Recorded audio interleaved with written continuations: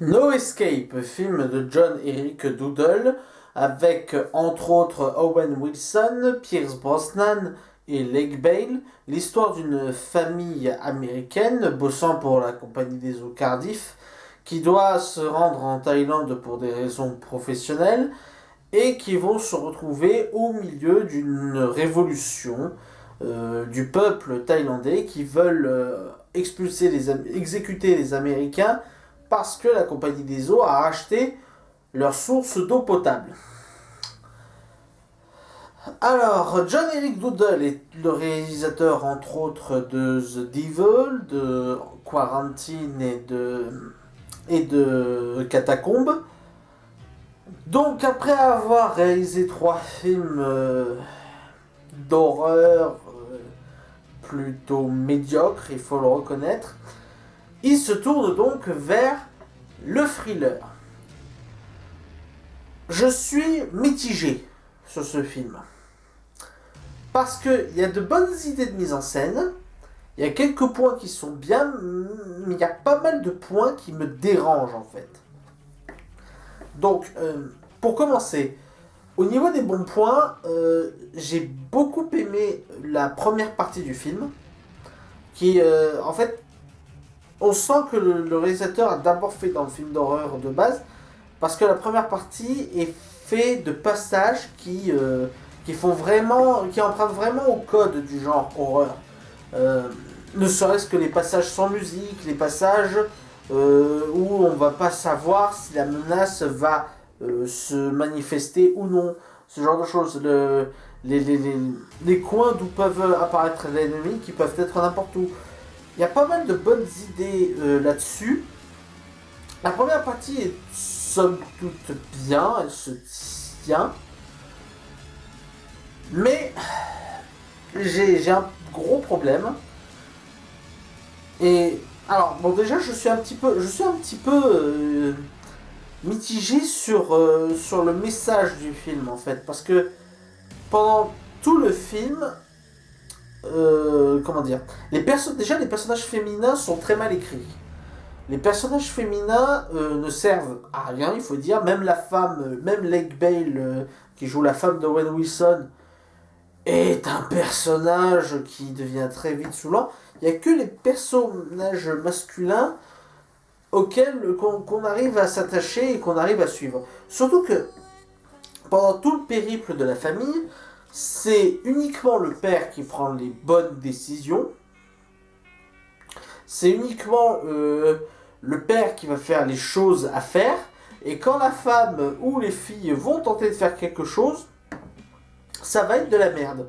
C'est-à-dire qu'elles vont mal agir, elles vont se mettre en danger.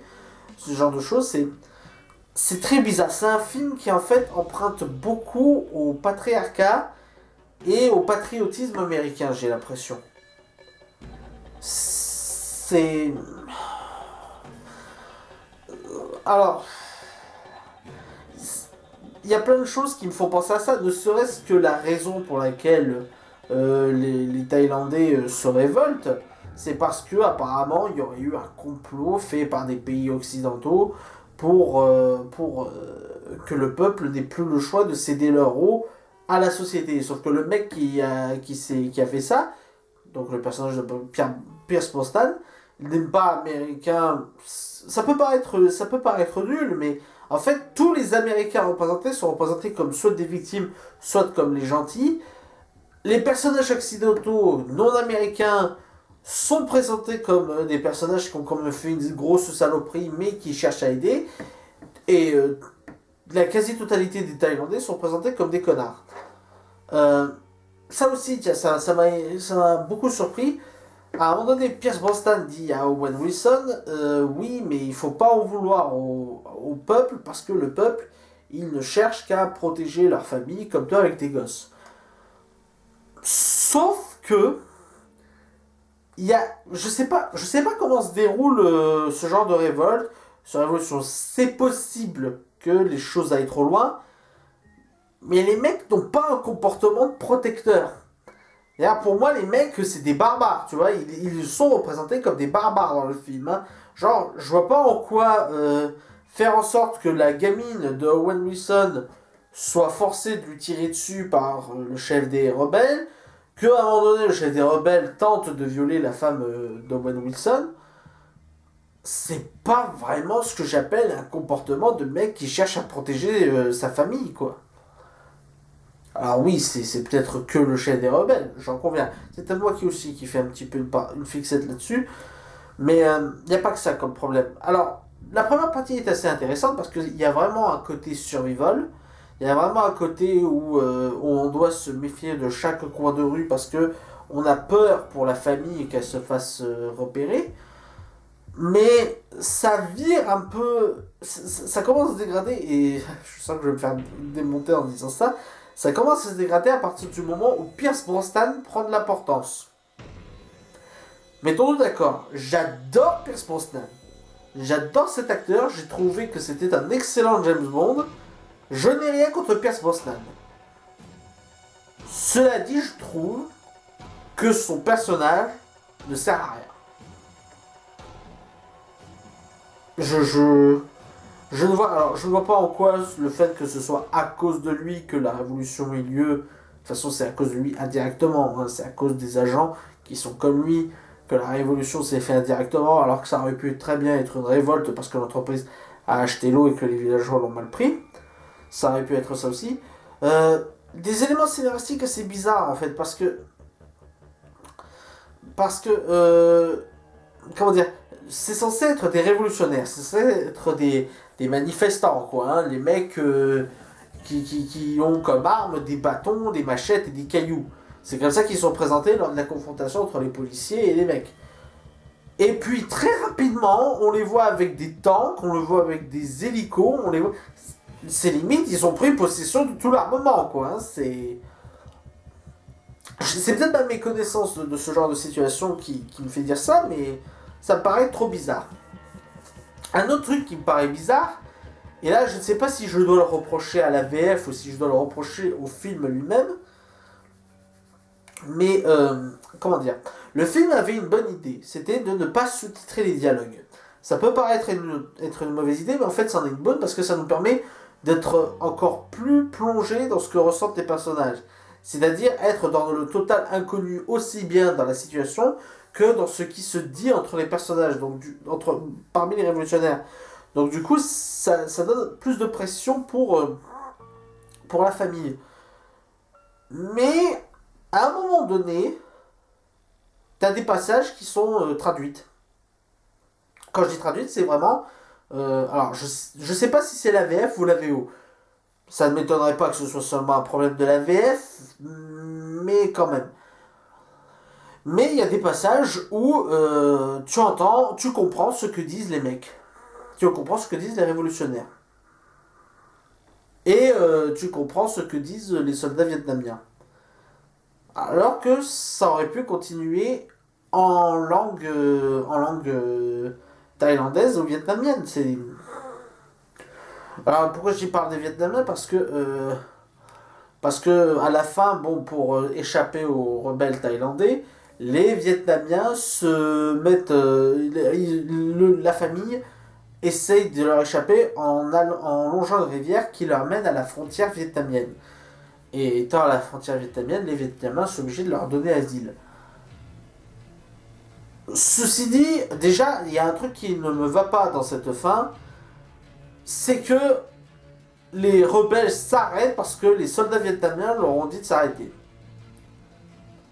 Le problème avec ça, c'est qu'ils montrent pendant tout le film un comportement qui disent que rien ne peut les arrêter. Pas même les autorités. Ils tuent quand même leur propre ministre. Ils tuent quand même des personnalités importantes de chez eux.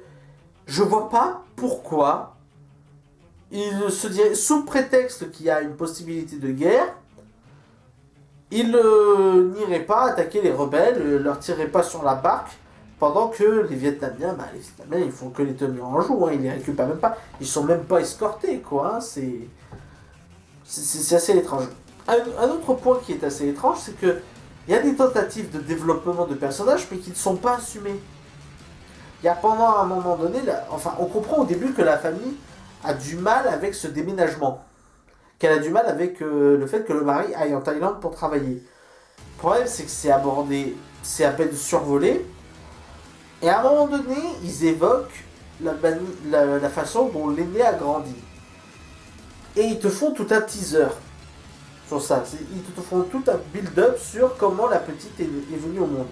Et je me suis dit pendant tout le long, ce serait un super truc dans un moment où ils ont besoin de se rassurer les uns les autres, qu'ils ont besoin de s'unir une bonne fois pour contourner les derniers obstacles, ça aurait été un super moment. Mais non, le réalisateur décide de le mettre à la toute fin. Donc quand ils sont sauvés, quand ils sont dans un hôpital, que les jours ne sont plus en danger pour personne. Et l'histoire est tellement banale. Je veux dire, soit tu fais une histoire un peu extraordinaire qui explique pourquoi... Et encore, non, ça aurait été une histoire qui aurait dû se raconter pendant leur fuite. Qui aurait dû se raconter pendant un moment d'alchimie, pendant leur fuite. Et en plus, il y a plein de moments pour le faire. Il y a plein de moments qui seraient propices à ça. Mais ils ne le font pas. Pareil pour et là encore, au niveau du message, la famille d'abord, le patriarcat et tout, la femme qui dit qu'elle avait un rêve d'aller à Paris, de devenir artiste et tout, mais qu'elle préfère maintenant son rêve d'avoir un mari et d'avoir des enfants. J'ai trouvé ça bizarre.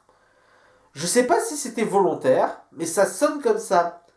C'est plein de trucs comme ça que t'as l'impression que tu te dis, mais tu penses vraiment ce que tu dis ou tu dis juste ça parce que tu tentes de faire du développement qui devient un peu foireux. C'est... C'est dommage parce que toute la première partie est intéressante au niveau de faire ça un peu comme un survival, d'y mettre aussi des codes du film d'horreur, c'est intéressant. Mais à partir du moment où Pierce Brosnan commence à prendre de l'importance, il y a toute la tension qui se perd, parce qu'en plus Pierce Brosnan, le personnage de Pierce Brosnan n'arrête pas de balancer des punchlines, il n'arrête pas de balancer des trucs typiques du soldat, du super soldat qui veut tout démonter, le mec qui n'a peur de rien et tout. Ce qui fait descendre un peu la tension, et c'est dommage. Et même quand ils arrivent à la barque, même quand ils arrivent à s'échapper en barque, là encore, la femme, les petites filles, tu sais pas pourquoi qu'elle intervient. Alors oui, son père est à deux doigts de se faire fusiller. Mais quand bien même, quoi, je veux dire, la mère ne la retient même pas. Là encore, les rôles féminins sont vraiment mal exploités. Ils sont vraiment mis à la plus basse valeur. Je sais pas si le réalisateur voulait intentionnellement réduire leur rôle à ça. J'avoue que ça m'a perturbé. Voilà. Pour ça, je pense pas. Il y a plein de points qui rendent ce film assez. Assez. C'est bizarre à regarder. Mais il y a aussi plein de points qui sont quand même intéressants au niveau de la mise en scène. Je suis mi-figue, mi-raisin sur ce film. Voilà. Ça peut être votre truc, ça peut être votre truc. Moi, personnellement, pas plus que ça, quoi. Il y a trop de points qui me dérangent.